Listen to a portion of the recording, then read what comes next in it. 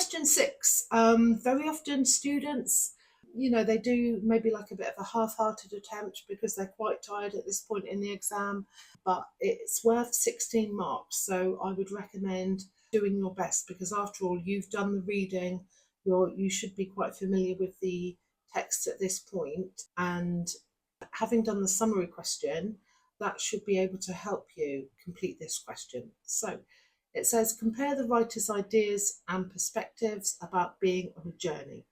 You should compare the writer's main ideas, points of view, presentation of these ideas and views, use examples from both texts to support your comparison. Okay, so it bullet points what you need to be thinking about and including in your response.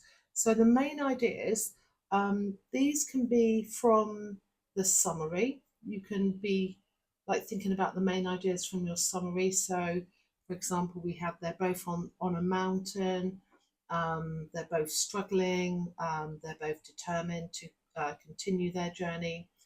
And then with the points of view, this is where you have to like find inference about what the writers are feeling. Okay, find out what the writers are feeling and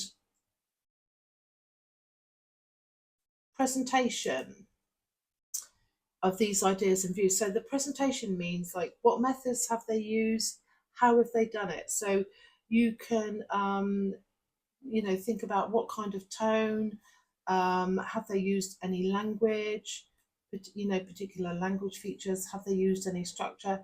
So you can kind of like pick out anything at all. Okay, use examples from both texts to support your comparison. So that's really key to answering this question. So what I'm going to do is just do an example comparison paragraph, almost using like the P format. But I would recommend you would need to compare at least 2, possibly 3 quotes, between the 2 texts. Okay, so the writers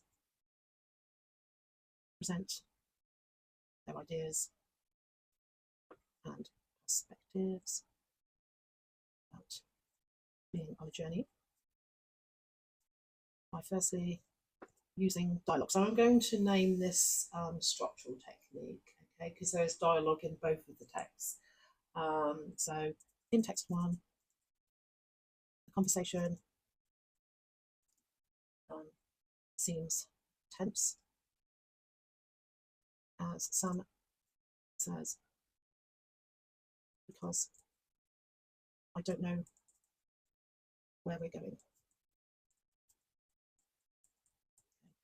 This phrase infers that he is feeling irritated by their situation. Okay, so I'm going to say it is like a similar situation in text 2, but do bear in mind that there will be some differences, so you can be highlighting the differences as well. Okay, but I'm just going to say, so similarly in text 2, the writer uses dialogue to show characters' frustration as they say, we will die if we keep climbing. This statement shows the desperate situation they are in.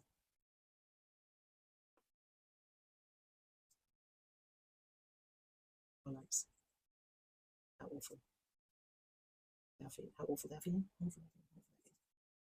How awful they are feeling. Okay. Look, that's just like one paragraph.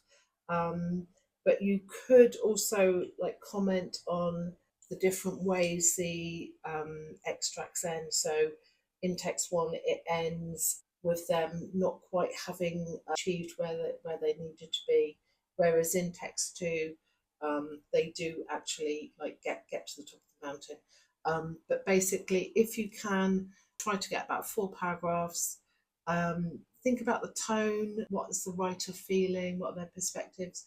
So it's kind of different. It's not about effect on reader, it's more about what the writer is feeling. Okay.